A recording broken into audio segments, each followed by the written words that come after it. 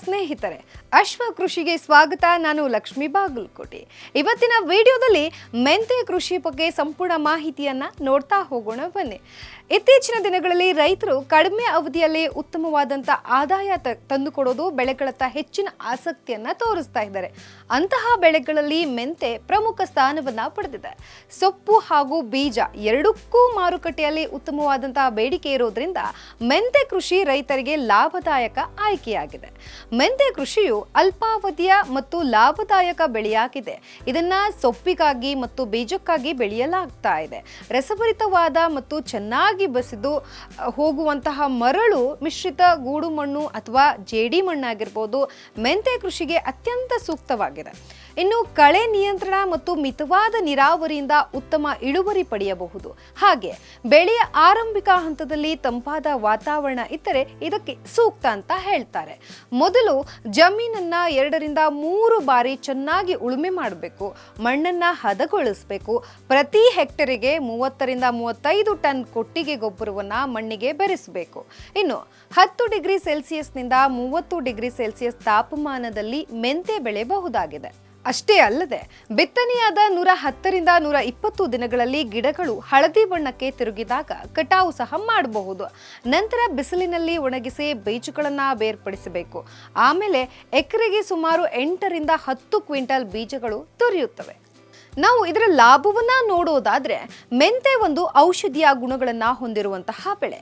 ಇದರ ಎಲೆಗಳು ಹಾಗೂ ಬೀಜಗಳು ಅಡುಗೆ ಮತ್ತು ಆಯುರ್ವೇದ ಔಷಧಗಳಲ್ಲಿ ವ್ಯಾಪಕವಾಗಿ ಬಳಕೆಯಾಗ್ತಾ ಇದೆ. ಕರ್ನಾಟಕದ ಹವಾಮಾನಕ್ಕೆ ಈ ಬೆಳೆ ಉತ್ತಮವಾಗಿ ಹೊಂದಿಕೊಳ್ಳುವುದರಿಂದ ಬಹುತೇಕ ಎಲ್ಲಾ ಜಿಲ್ಲೆಗಳಲ್ಲೂ ಯಶಸ್ವಿಯಾಗಿ ಬೆಳೆಯಬಹುದು. ಔಷಧೀಯ ಸೌಂದರ್ಯವರ್ಧಕ ಮತ್ತು ಆಹಾರ ಉದ್ಯಮಗಳಲ್ಲಿ ಮೆಂತೆ ಬೀಜಗಳಿಗೆ ಅಪಾರ ಬೇಡಿಕೆಯೂ ಸಹ ಇದೆ. ಮೆಂತ್ಯ ಗಿಡದಿಂದ ತೆಗೆಯುವ ಎಣ್ಣೆಗೂ ಮಾರುಕಟ್ಟೆಯಲ್ಲಿ ಭಾರೀ ಬೇಡಿಕೆ ಇದೆ. ಈ ಬೆಳೆಗೆ ನಿರ್ವಹಣಾ ವೆಚ್ಚ ಕಡಿಮೆ ಇರುತ್ತದೆ. ಹಾಗೆ ಕೆಲವೇ ಸಾವಿರ ಬಂಡವಾಳ ಹೂಡಿ ಲಕ್ಷಾಂತರ ರೂಪಾಯಿ ಲಾಭವನ್ನ ಸಹ ಗಳಿಸಬಹುದು. ಹಾಗೂ ವರ್ಷದಲ್ಲಿ ಹಲವು ಬಾರಿ ಕಟಾವು ಮಾಡಬಹುದಾಗಿರುವ ಬೆಳೆಯಾಗಿದೆ. 1 ಎಕರೆಗೆ ಸುಮಾರು 10,000 ರೂಪಾಯಿನಿಂದ 15,000 ರೂಪಾಯಿವರೆಗೂ ಸಹ ವೆಚ್ಚವಾಗುತ್ತದೆ. ಎಕರೆಗೆ ಸರಾಸರಿ ಅಂತಂದ್ರೂ 200 ರಿಂದ 300 ಕೆಜಿವರೆಗೆ ಮೆಂತೆ ಎಣ್ಣೆ ಸಿಗುತ್ತದೆ.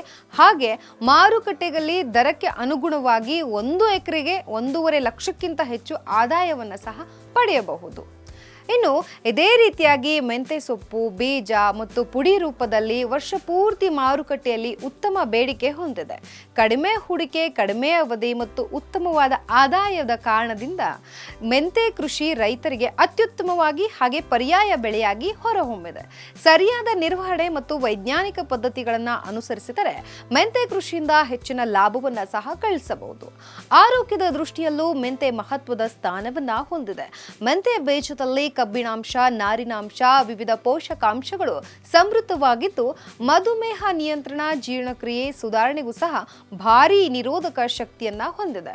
ಹಾಗೆ ದೇಹದಲ್ಲಿ ಆಗುವಂತಹ ರೋಗ ನಿರೋಧಕ ಶಕ್ತಿ ಹೆಚ್ಚಿಸಲು ಇದು ಸಹಕಾರಿ ಅಂತ ತಜ್ಞರು ತಿಳಿಸಿದ್ದಾರೆ. ಒಟ್ನಲ್ಲಿ ಮೆಂತೆ ಕೃಷಿ ಪದ್ಧತಿಯ ಬಗ್ಗೆ ಮತ್ತಷ್ಟು ವಿವರಗಳನ್ನ ತಿಳಿದುಕೊಳ್ಳಲು ಹಾಗೆ ತಜ್ಞರ ಮಾರ್ಗದರ್ಶನ ಪಡೆಯಲು ಕೃಷಿ ಇಲಾಖೆ ವೆಬ್ಸೈಟ್ ಅನ್ನ ಪರಿಶೀಲಿಸಬಹುದು ಅಥವಾ ಹತ್ತಿರದ ಕೃಷಿ ಇಲಾಖೆಗಳಿಗೆ ಭೇಟಿ ನೀಡಿ ಮೆಂತೆ ಕೃಷಿ ಸರಿಯಾದ ನಿರ್ವಹಣೆಯೊಂದಿಗೆ ಮಾಡಿದರೆ ಕಡಿಮೆ ಅವಧಿಯಲ್ಲಿ ಉತ್ತಮ ಆದಾಯ ನೀಡುವ ಲಾಭದಾಯಕ ಕೃಷಿಯಾಗಿದೆ.